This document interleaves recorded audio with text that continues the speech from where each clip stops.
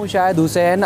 Election जो senate के हो रहे हैं उस हवाले से पूरे मुल्क में जिस तरह की मुहिम चल रही है, इसी तरह कराची में सूबाई इलेक्शन कमीशन में भी जो है वो एक तरफ कागजात नामजदगी जमा हो रहे हैं, दूसरी तरफ पार्टी की जो सियासी वाबस्तगी है उस हवाले से किन को जो है वो इलेक्शन के टिकट दिए जा रहे हैं और कौन कौन कागजात नामजदगी कराची में खासतौर पर सिंध में जमा करा रहा है, उस हवाले से क्योंकि इंतहाई अहमियत का हामिल है इनका तजर्बा। हमीद सुमरो साहब का सीनियर सहाफ़ी हैं, सिंध गवर्नमेंट को कवर करते हैं, इलेक्शन कमीशन को कवर करते हैं। मैं हमीद सुमरो साहब आपको अपने यूट्यूब चैनल पर खुशामदीद कहता हूँ। सर, ये फरमाइएगा कि पिछले 2 रोज़ से जिस तरह की मुहिम चल रही है, किन किन के कागजात नामजदगी जमा हो चुके हैं और उसके बाद क्या जो सियासी वाबस्तगी जिनकी साल से पार्टियों से चल रही है, क्या उनको टिकट दिए जा रहे हैं, क्या हो रहा है सर ये? शाहिद भाई, अगर बात करेंगे सिलेक्शन की तो सिलेक्शन यकीनन सियासी जमातों को, क्योंकि ये सेनेट एक आम फोरम नहीं है, ना कोई बल्दियाती किसी इदारे का फोरम है, ना सूबाई असम्बली है, ना कौमी असम्बली, बल्कि मुल्क का सबसे बाइज़्ज़त जिसको कह सकते हैं ना, इज़्ज़त तो सब ऐवानों को है, लेकिन इसकी इस हवाले से भी अहम है क्योंकि यहाँ पे इसको ऐवान बाला कहते हैं। तो हर सियासी जमात ऐसे कैंडिडेट्स भेजती है जो कम से कम वहाँ पे जाके लेजिस्लेशन कर सकें, जो कौमी असम्बली से या हुकूमती बेंचेस से मुख्तलिफ़ किस्म के जो कवानीन पास होते हैं, तो वो सेनेट उसके आखिरी फोरम होता है उसको अप्रूव करने का। लेकिन जो हमारा सियासी कल्चर है, बदकिस्मती से यही कहेंगे कि जिस तरह उसमें अच्छे लोग भी हैं तो गंदे अंडे भी हैं। ख़ास तौर पे मेरिट का जो लफ्ज़ है उसका तो मजाक बनाया जाता है। बात करेंगे अगर इन इंतखाबात की भी, तो मुझे जो आज पीपल्स पार्टी की तरफ से आज दूसरा दिन है फॉर्म नॉमिनेशन जमा कराने का, तो पीपल्स पार्टी की तरफ से जो कैंडिडेट्स जिन्होंने फार्म जमा कराया है, तो मैं उनकी सिलेक्शन को तो दाद दूंगा, क्योंकि सारे सीनियर पार्लियामेंटेरियन हैं और उनकी पीपल्स पार्टी से वाबस्तगी अब उस पर कोई सवाल या निशान कोई नहीं उठा सकता कि भाई इस बंदे को क्यों दिया है। ख़ास तौर पे शहरी रहमान है, वो फ्रंट लाइन में काम करती हैं पीपल्स पार्टी के लिए। फ़ारूक नाइक हैं, आप कह सकते हैं कि मुल्क का एक नामवर वकील है और लेजिस्लेशन चेयरमैन सेनेट भी रहे हैं साबिक। ताज हैदर साहब है, तो ताज हैदर साहब भी किसी तारुफ़ के मोहताज नहीं हैं। इसी तरह मैं किस किस का नाम लूँ, लेकिन सिंध से जो उन्होंने ख़ास तौर पे नया उम्मीदवार उन्होंने जो नॉमिनेट किए हैं, 2 किए हैं, जिसमें जाम मेहताब डहर है, लेकिन उसकी काबिलियत से भी इनकार नहीं किया जा सकता क्योंकि वो मुख्तलिफ़ सूबाई महकमों में सूबाई वज़ीर रहे हैं। उसके अलावा पलवशा खान है, तो पॉलिटिकल ग्राउंड पे पलवशा खान ने कम अरसे के अंदर जो अपना नाम पैदा किया है और पार्टी वाबस्तगी से सच्चाई जो उन्होंने दिखाई है, तो उस हिसाब से भी हम उसको नंबर देंगे, पासिंग नंबर देंगे कम से कम। रही बात पीटीआई की, तो आज दूसरा दिन है, लेकिन पीटीआई की तरफ से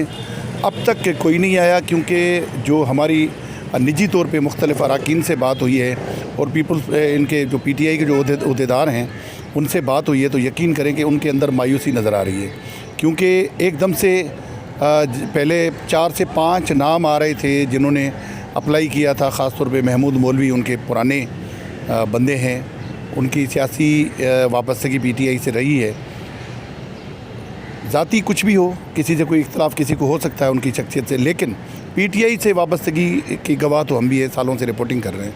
महमूद मौलवी की वाबस्तगी थी, उनको नज़रअंदाज किया गया। इसी तरह से सुभान अली साहिल ने कल ट्वीट किए हैं ट्विटर पे, बड़े दुख वाले, कि भाई हमसे पूछा तक नहीं गया कोई पीटीआई में। मेरे ख्याल में अब तक जो नॉमिनेशन पार्टी की तरफ से उनकी ज़ाहिर की गई हैं, या कल फवाद चौधरी साहब ने जो नाम ज़ाहिर किए हैं, मेरे ख्याल में उनमें कोई ऐसा बंदा कोई मुझे नज़र नहीं आ रहा जिसको हम कह सकें कि इसका फ़ैसला मेरिट पे किया गया होगा। तो इस मैदान में तो हम कह सकते हैं पीपल्स पार्टी कैंडिडेट जो हैं वो भारी हैं, पुराने हैवी वेट पॉलिटिशियंस उन्होंने चुने हैं जो यकीनन सेनेट में जाके मौजूदा जो हुकूमत है उसको टफ़ टाइम देंगे। रही बात एमक्यूएम की, तो एमक्यूएम का जैसे पूरा आप कह सकते हैं कि उनकी जो बसात लपेटी गई है, अब सुकड़ के एक छोटी जमात बन गई है कि एमक्यूएम। तो 2 नशस्तें उनके हिस्से में आई हैं, क्योंकि अपोजिशन को सिंध से सिर्फ 5 नशस्तों की उम्मीद है, वो इन्होंने आपस में बांटी हैं, 2 पीटीआई को, 2 एमक्यूएम को और 1 जो है जीडीए को। अब उसमें अगर ये वफा करेंगे एक दूसरे के साथ तो कोई रिज़ल्ट दे पाएंगे, वरना अगर इनके अपने अराकीन ने ही इनसे कोई बेवफाई की तो यकीनन उनके रिज़ल्ट जो है वो नेगेटिव आएंगे और अपोजिशन की हो सकता है कोई एक आध नशस्त इस मरतबा भी पीपल्स पार्टी ले उड़े, क्योंकि सदारती इंतखाबात में भी सरप्राइज़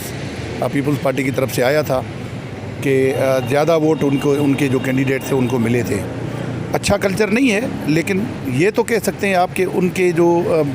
मेंबरान हैं वो इंटैक्ट नहीं हैं। अपोजिशन अरकान इस वक्त ख़ास तौर पे जो वफाकी हुकूमत है उससे नाला नज़र आ रहे हैं, क्योंकि उनका ये कहना है कि अपने वोटर्स के साथ जो कमिटमेंट्स वो करके आए थे वो कमिटमेंट्स आज तक पूरी नहीं हुई। और यकीनन जो वज़ीर आज़म साहब ने 162 अरब का ऐलान किया था, उसके बाद अब 1100 अरब से ज़ायद का जो पैकेज उसने अनाउंस किया, तो उसके असरात भी अब तक कराची शहर के अंदर ख़ास तौर पे नज़र नहीं आए। तो ये सारी चीज़ें जो है ना, ये वो हैं कि यहाँ के जो उनके मुंतखब नुमाइंदे हैं उनको मायूसी का शिकार बना रही हैं। गवर्नर हाउस का किरदार भी आप देख सकते हैं। अब सबसे बड़ी तजवीज़ जो है वो ये होनी चाहिए, तरजीह बल्कि सियासी जमातों की, कि जब भी किसी उम्मीदवार का चुनाव करें किसी भी प्लेटफार्म के लिए, तो कम से कम एक पार्टी के ज़िम्मेदार और ईमानदार लोगों का एक बोर्ड बनाए जो जाके सिलेक्शन करे कि यार ये बंदा ठीक रहेगा, ये हमारी पार्टी को इससे ज़्यादा फ़ायदा होगा और इस बंदे की मेरिट पर ज़्यादा खिदमात हैं पार्टी के लिए। सर तो ये एक आखिरी सवाल आपसे, आपका बहुत टाइम ले लिया मैंने। ये जो नून लीग की यहाँ क्या सूरत हाल है सिंध में, उनके कौन कौन उम्मीदवार हैं सेनेट इंतखाबात में, उनको टिकट मिले या उन्होंने अप्लाई किया है, सूरत हाल क्या है सियासी ग्राउंड के हवाले से उनकी? नून लीग बदकिस्मती से इस मरतबा मेरे ख्याल में सिंध से ना तो उनका कोई उम्मीदवार है, ना उनका कोई MP है, ना ही उनको कोई उम्मीद है कि पीपल्स पार्टी अपने हिस्से में से कोई सीट उनको देगी। बल्कि एक तकलीफ़ दह खबर थी हमारे लिए भी कि सीनियर सियासतदान हैं नून लीग के सूबाई सदर हैं शाह मोहम्मद शाह साहब, उन्होंने कल इतलात थी कि अपना वोट पंजाब मुंतकिल कराया और उनको कहा गया है कि आप फार्म भरें। लेकिन नून लीग की तरफ से भी जो ऐलानात किए गए, जो नाम सामने आए हैं फ़ाइनल जो उन्होंने किए हैं, उसमें शाह मोहम्मद शाह साहब शामिल नहीं है। तो एक तरफ आप ये कह सकते हैं कि एक सूबाई सदर की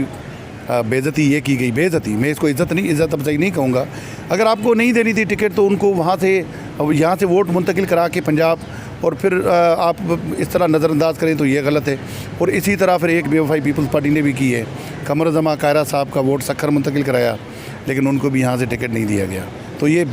वफ़ाएँ और बेवफाइयाँ ये साथ साथ चलती रहेंगी। आप भी यही हैं, हम भी यही हैं। दुआ करते हैं कि अल्लाह करे कि सियासी जमातों के अंदर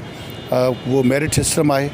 हमारे ऐवानों के अंदर ऐसे लोग मुंतखब होकर पहुँचे जो हमारी हकीकी नुमाइंदगी करें और हमारी ज़िंदगियों को आसान बनाने के लिए बेहतर कानून साजी करें। अमित जुमरू साहब, आपने अपना कीमती वक्त दिया, आपने इंतहाई अहम खबर दी और आपका तज़िया भी इंतहाई काबिल कदर है। उम्मीद करते हैं ये सफ़र आपका इसी तरह जारी रहेगा। मेरे दोस्त जो देखने वाले हैं उनके लिए इंतहाई हैरान कौन बात होगी, नून लीग का जो है मुकम्मल तौर पर सिंध से ख़ात्मा दिखाई दे रहा है और इसके अलावा PTI की जानिब से और ख़ास तौर पर पीपल्स पार्टी की जानिब से भी जिन उम्मीदवारों को सेनेट के जो टिकट दिए जा रहे हैं उसमें भी काफ़ी हम देख रहे हैं कि बंदर बाट की जा रही है, जिनकी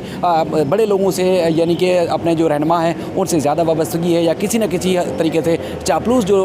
रहनुमा मुबैना तौर पर उनको ज़्यादा टिकट्स दिए जा रहे हैं, उनको ज़्यादा अहमियत दी जा रही है और बाकी जो असल वर्कर हैं पार्टियों के उनको नज़रअंदाज किया जा रहा है। फिर किसी और मौजू पर आपकी खिदमत में फिर हाज़िर हूँगा। शमील भाई का बहुत शुक्रिया।